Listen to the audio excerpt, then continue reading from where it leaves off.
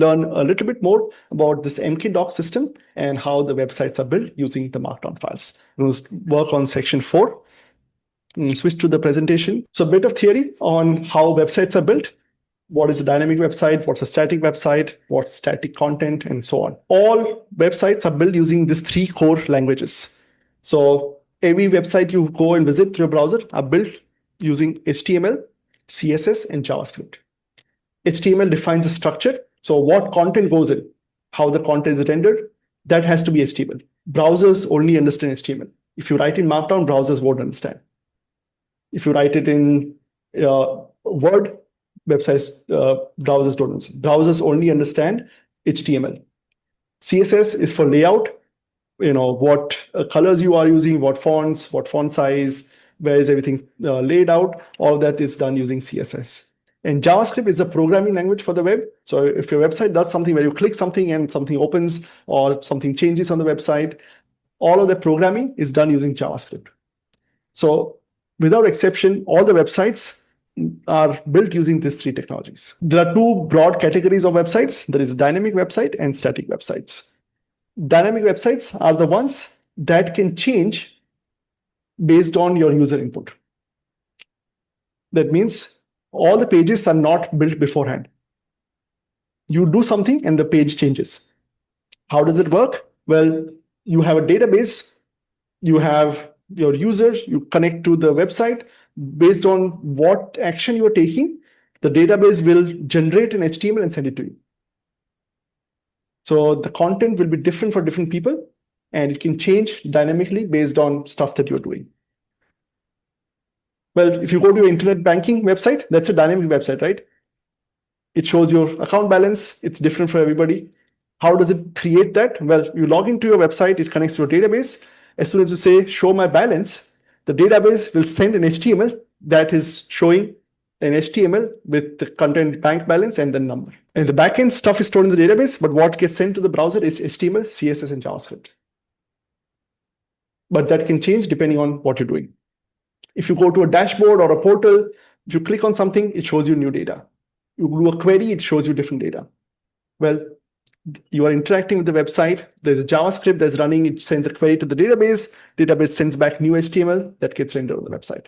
So these are dynamic websites where you are showing data, either it's user-specific or query-specific data. If you go to a news website, well, they need to send you real-time news. So they just update the database and you see new websites. So all of these websites that are showing dynamic content are dynamic data. So to build a dynamic website, you need a database. You need to store data in the database. You need a server that can take the database and create HTML on the fly and then send it to you. Because browsers only understand HTML, CSS, JavaScript. We're going to create static websites. Static websites are different, where you have pre-generated a set of HTML, CSS, and JavaScript files, put it on a server, and every user who comes to a website only sees the same thing. They don't change. Those are static websites. That means every user will see the same thing. There is no processing need. Well, any website that doesn't require users to log in or they need to see the same content, you can create a static website. If you are creating a blog, portfolio, or a project documentation, well, that's the same for everybody. If you go to a QGIS documentation, the documentation is the same for everybody. You can just pre-render, pre-create those HTML files, and then everybody will see that. There's also a way to create, serve data directly from files onto a website using modern technologies. You don't need a backend. You can just serve data from files directly on the browser with some dynamism, but you can just still have a static file. The advantage of static site is they don't need a backend. They only have a front end. That means you just need to create those files. You don't need to worry about servers and databases. Much simpler to use. I love static websites. Static websites are great because they're very fast. Why dynamic websites are slow? Because every query, the query goes to the database. Database will create this HTML file and send you. There's a lag there. In static websites, the files are already created. Search engines will rank this higher because they are fast. They give preferences to the fast side. So even if you're serving static content, make sure serve statically, not dynamically, and then it'll be fast. They're more secure because there's no server. You now hear about all these issues with people getting hacked, the sites getting hacked. Static sites, you can't get hacked. It's just HTML file. There's nothing to hack. There's no server to hack. It's just a set of files. Right? So they're inherently more secure. Because you don't need a server and database, they can be served very cheap. Many providers will give you free hosting, unlimited hosting. Like GitHub gives you, say, host as many files as you want, we don't care. Because it's so cheap for us to serve, you can host your entire website there. Same can't be said about servers, because if you're running a server in a database, that costs money. A lot more money, and then it'd be hard. And then scale easily. A simple server, simple static site can serve millions of people. Don't have to worry about it. So that's the difference between static and dynamic sites. We're going to build a portfolio as a static site. So we're going to create those HTML, CSS, and JavaScript files, put it on GitHub, and everybody who goes to GitHub will see those content. How do you create static sites? Well, you can hand code HTML, but that's going to be very hard. So we have something called static site generators. These are the software which will take some content and create HTML from it, and that we can host as a static site. What they do is they say you have your content, which typically is markdown files. Put your markdown files, you put your images, your other data, and we'll take this content and create a website according to the instructions you provide. You have a configuration file which controls the menus and colors and stuff that you see on a website. You also have some styling information that you can say, I want my style to use this template and so on. And you have a content file. And all of this, the static site generator will take it and create a website. And that means as a developer, all you need to do is, if you want to update your website, you just change the content and run the static site generator. They will go and create the website based on your configuration. If you want to change the color, you don't have to go and change every page. You just change your configuration and say, I want to use a different color. And then all the pages will be colored that way. Here's a diagram of how static content generators work. You put your content, which will be markdown files or images. You put your configuration, which will say what's the site name, URL, theme that you want to use, etc. And then the theme itself, which is what colors are you using, what fonts are you using, what's the layout, etc. You have those three things, and then you say, here are my things. Your static site generator will output your website. And this is the static pages that we can go and host it. If you want to update the content, you go and update the content, run the site generator again, it'll recreate a website. And this is the modern way of building websites, where you just author the content as text files marked up with Markdown, and you have your static site generator that will create a website.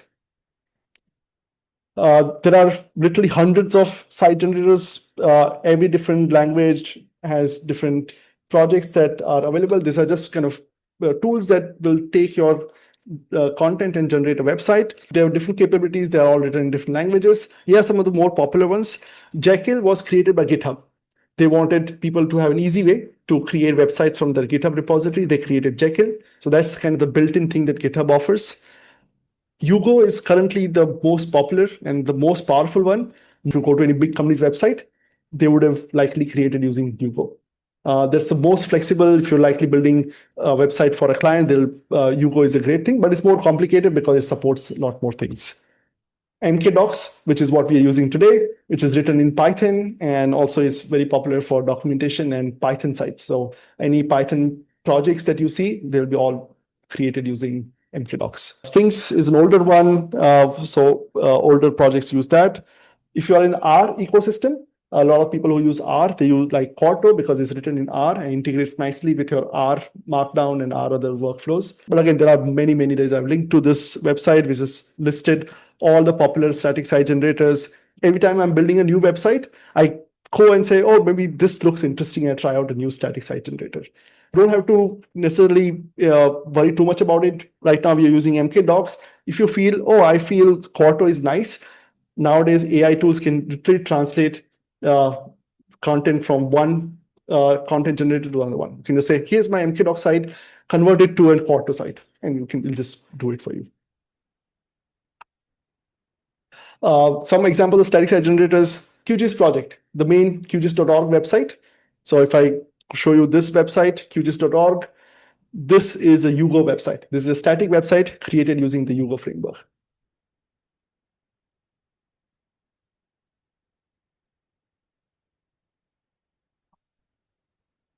Most geospatial projects use MkDocs or other flavors of that. All our websites are created using different frameworks. As I mentioned, every time I create a new one, I try a different framework. And again, they have all different strengths and weaknesses, but generally that work quite well. So you are just creating HTML files by any of this framework and just putting it on GitHub.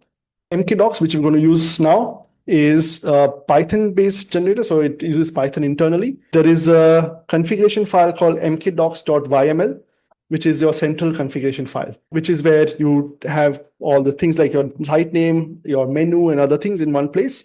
This is your central configuration file, which controls how your site looks. Write all your content as Markdown files. Choose a theme. There are different themes that are available.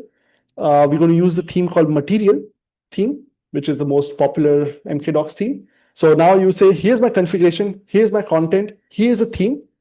MkDocs will create a site.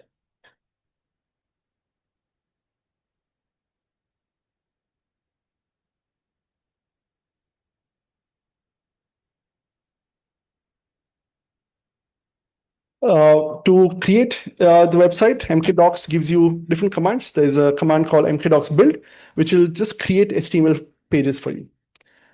MkDocs serve will just create a live website that you can preview locally. That's what you're seeing in your local URL when we set up your local development environment. And finally, when we are ready, there's a command to deploy this on GitHub. They'll go and push it on GitHub. So in MkDocs things, we'll write all our content. So you'll write your content, you'll edit the configuration.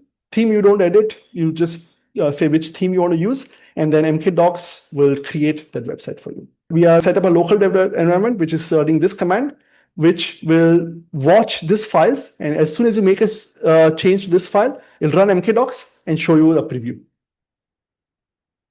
So now we can interactively see the content where you can say, here's, I've changed, make the changes. How does my website look? So MkDocs is constantly running and creating that website for you. Okay. Let's switch back and start populating our websites.